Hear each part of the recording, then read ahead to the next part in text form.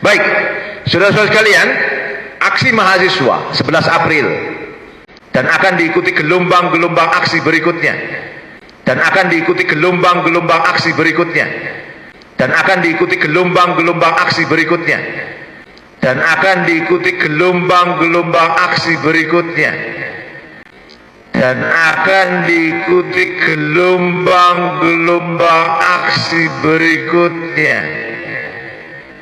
dan akan diikuti gelombang-gelombang aksi berikutnya. Assalamualaikum warahmatullahi wabarakatuh. Om Swastiastu, Namo Buddhaya, salam kebajikan, salam sejahtera, salam rahayu, selamat datang, selamat berjumpa lagi bersama Gus A. Ada yang bilang bahwa Gus A ini tukang ngehoak, bahkan katanya provokator.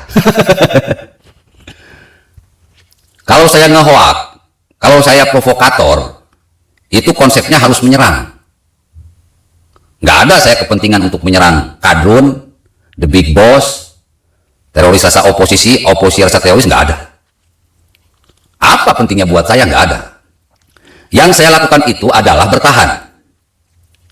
Ketika pemerintah diserang dengan fitnah, dengan gibah, dengan hoak, dengan kebencian, dengan provokasi, baru saya mulai bergerak, mengingatkan pemerintah, memberi masukan kepada pemerintah, diikuti dengan fakta-fakta yang kredibel, bisa dipertanggungjawabkan, lalu melakukan serangan balik. Begitu, bro. Ya, tapi kalau misalkan punya bukti, kenapa tidak laporkan ke polisi? Kenapa enggak ke hukum? Bro, kalau saya laporkan ke hukum, satu, saya nggak punya duit.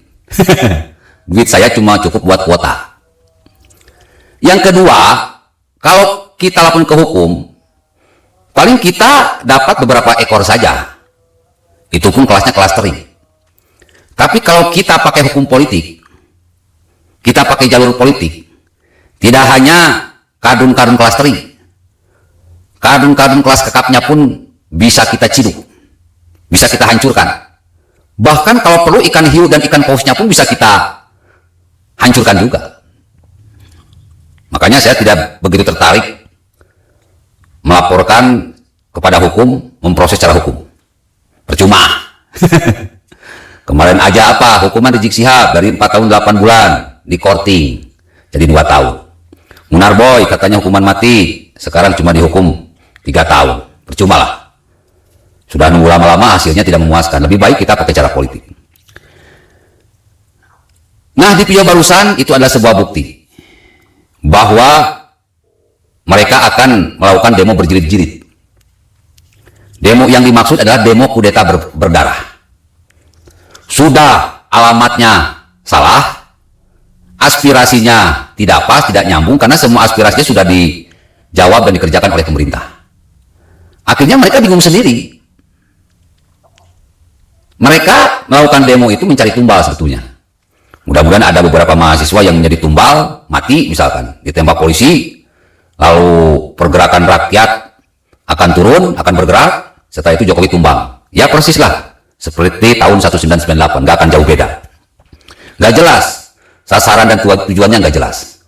Yang penting mereka demo berjilid-jilid, itu dulu lah. Bakar rumahnya, rampok isinya, tapi saya yakin nanti mereka sendiri yang terbakar. Bapak Ibu hadirin pemuda-pemudi sebangsa setanah air dimanapun kalian berada, kalau kita cermati demo-demo belakangan ini, juga jejak digital yang tersebar di media sosial, ya sebetulnya kalian sudah tahu lah, karena beredar begitu banyak. Saya di sini cuma mencoba meramu, mengolah, agar kalian semua mengerti apa sih demo yang terjadi saat ini, siapa dalangnya, apa maksud tujuannya.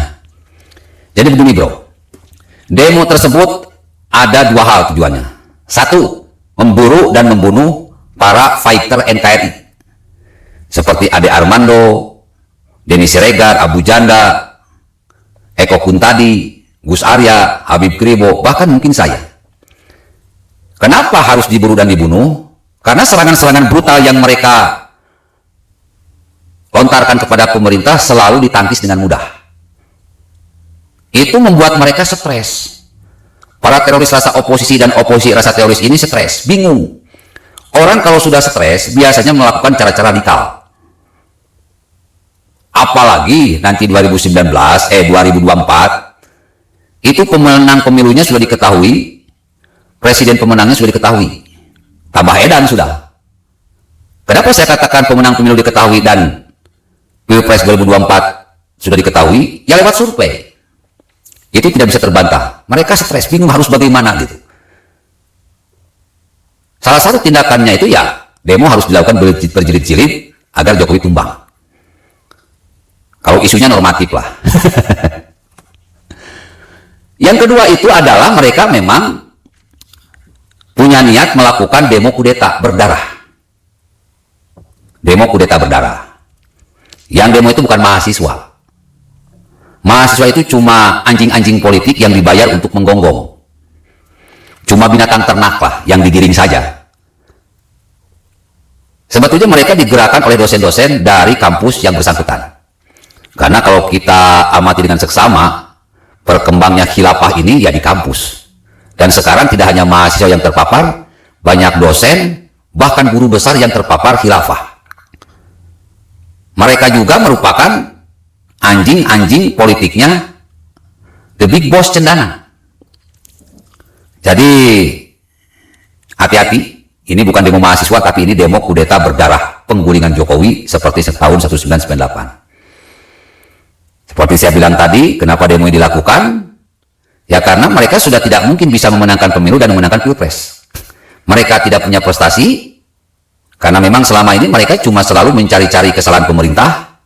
Kalau ada kesalahan, kekhilafan, mereka menggoreng. Mereka lupa terhadap kesalahan dan prestasi yang mereka miliki. Prestasinya sangat sedikit, kesalahan mereka sangat banyak, tapi tidak pernah dievaluasi. Apa yang mau didagangkan di pemilu, apa yang mau didagangkan di Pilpres, gak ada. Ya, salah satu caranya adalah gulingkan Jokowi sekarang juga. Big boss-nya sudah ketahuan, aktor intelektualnya ya salah satunya dosen ini, dan yang ketiga itu ya teroris rasa oposisi dan oposisi rasa teroris. Bahkan mungkin ada anggota-anggota kabinet yang sudah menikam Jokowi dari belakang.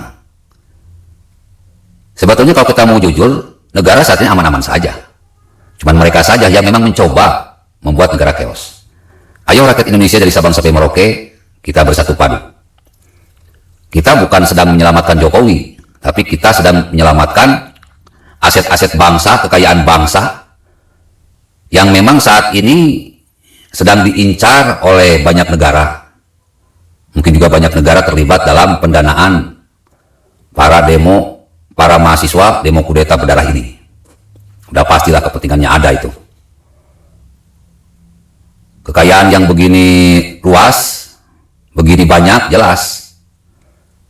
Dimana selama ini para koruptor, para mafia, keran korupsinya, keran kekuasaannya di stop, membuat para mafia, para koruptor ini menggerakkan massa untuk lawan pemerintah. Kebayang nggak bro? Kalau nanti misalkan tongkat estafet diberikan kepada Ganjar Pranowo oleh Jokowi, jelas oposisi rasa teroris dan teroris rasa oposisi ini tidak akan pernah mendapatkan kemenangan sampai kapanpun juga. Sekarang kalau misalkan Ganjar Pranowo 2 periode, selanjutnya tongkat estafet pasti diberikan kepada Gibran, karena Gibran pun punya prestasi yang sangat luar biasa. Bayangkan bro, tidak ada kesempatan mereka untuk memimpin. Mereka sudah mencatat itu. Untuk memutus tongkat estafet ini, maka dari hulunya ini harus segera diturunkan. Bahaya bro. Saya belajar dari kasus Ahok. Dulu saya pernah mengatakan bahwa kalau Indonesia dipimpin oleh Jokowi dan Ahok, Indonesia akan maju. Mereka tidak ikhlas. Kalau Jokowi dan Ahok maju di Pilpres 2019 pasti menang. Makanya Ahoknya yang dihancurkan. Nah sekarang untuk memutus tongkat estafet ini tidak ada cara yang harus dilakukan. Hancurkan Jokowinya. Baru mereka bisa menang, bisa berkuasa di negara ini, menguasai kekayaan alam Indonesia. Dan ingat, mereka punya konsep ganti rezim, ganti sistem. Tidak hanya kekayaan alam yang akan dirampok, tetapi sistem yang saat ini berjalan, Pancasila, Bhinneka Tunggal Ika, semua perundang-undangan yang berlaku di negara ini akan diganti juga. Kita menyayangkan BIN, TNI, Polri tidak bergerak agresif kepada para provokator yang memang sudah terang-terangan mengemukakan ide kudetanya itu baik secara online maupun secara offline. Tapi mudah-mudahan dengan semakin seringnya saya bikin konten, memberikan bukti-bukti dan saran-saran, akan ada tindakan represif dari TNI, Polri, BIN, bahkan pemerintah. Karena para pemberontak ini udah kelihatan, bukti-buktinya sudah banyak bertebaran di media sosial.